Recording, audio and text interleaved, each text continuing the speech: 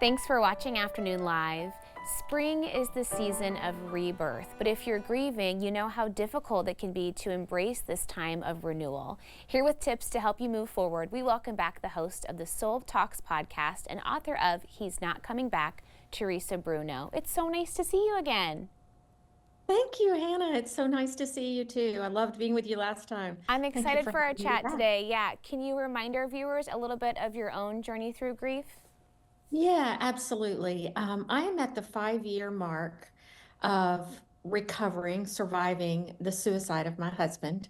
And just prior to that, I had lost a very beloved high-end jewelry business, design business, due to fraud. So I had this kind of double whammy of betrayal, loss, and then, just everything around me that I knew my life to be, everything my life was, built on, based on, just sort of shattered in front of me. So the last 5 years have been me just working to find my own survival tools, what it looks like to walk through grief and not just survive, but truly to thrive. And I want your viewers to hear that that is possible. So here we are. Yeah, you've learned so much and you've got lots to share with us. So let's just dive in with beginning. How can we embrace this season of renewal when it feels like you're going through such darkness? This is it is hard. And every day I think when you're going through any kind of grief, whether it's loss of a job, loss of a business, there are so many betrayals and losses in life. And I always say we are all surviving something. We don't seem to get through this without some kind of really deep hurt and pain in our lives. But one of the things I think is really important, and it's kind of a little tricky, but I always say that our thoughts create our lives. And that means it's kind of the stories you tell yourself. So if you get up in the morning and you say, "Oh, I can't get through this. I can't do this. This is not going to work. I'm just going back to bed." Well, that's exactly what's going to happen in your life that day. But as hard as it is, and I will tell you, I like to say I have a defiant gratitude because I'm grateful a lot of days when that's the last thing I want to do. But it is the most powerful shifter of emotion and what's going on. If you can just look out the window when you wake up and say, "Thank you, I'm alive. Thank you for whatever I'm looking at." Thank you for whatever it is that's around you. I thank God every day for my two boys who have been so central to my survival. But all day long, as you go through your day, just think about the thoughts you're thinking. And if you can kind of rewire it, I like to think about rewiring it, and sort of rewiring our body, rewriting the stories we tell ourselves. It's powerful, the thoughts, that we tell ourselves, because that's what we end up living out. Yeah. And that's been a powerful survival tool for me. Even just the slightest change in perspective sometimes can make a big difference when you kind of just get the ball rolling in the right direction. And then acknowledging too that healing and any kind of growth isn't linear, right? You're going to have ups and downs and tough days. Absolutely. And to give yourself grace in that. I say to everyone, whether you're at the starting point and you're getting through the first week, or if you're like me, you're 5 years in, and grief still exists. Yes, it softens, it gets easier to handle. But I said, give yourself grace and honor your journey. Look yourself in the mirror and go, "I made it. I made it this day. Look what I've done. Look how I'm transforming."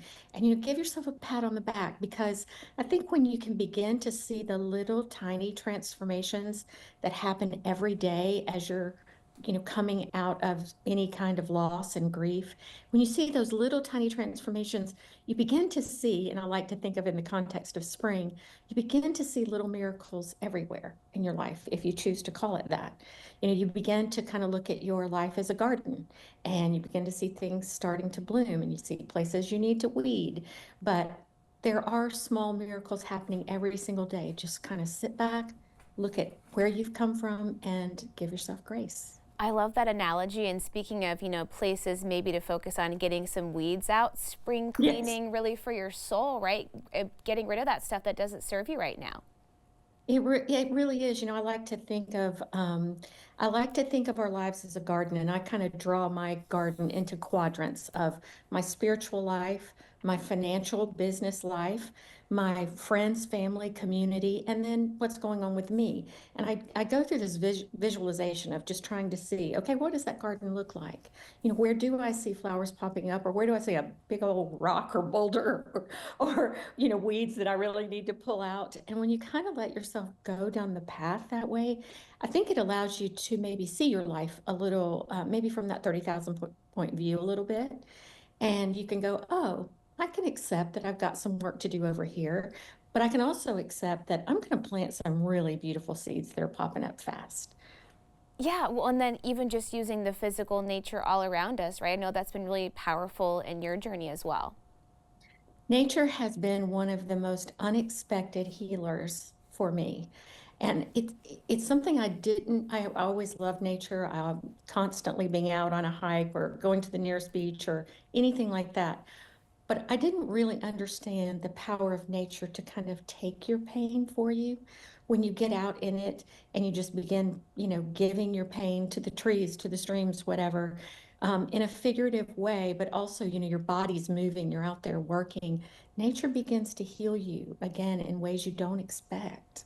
Yeah, that's really beautiful and a great way to get that perspective of gratitude and appreciation for all the good things every single day. It was so Every single great day. to see you. Thank you so Oh, I much. love seeing you again, Hannah. You're lovely, and I love the work you're doing. I Thank love you your so show. much. All right, we'll see you again soon. Teresa's book again is He's Not Coming Back. It releases April 16th, and we'll have more information on our website at katu.com. We'll be right back with more Afternoon Live right after this.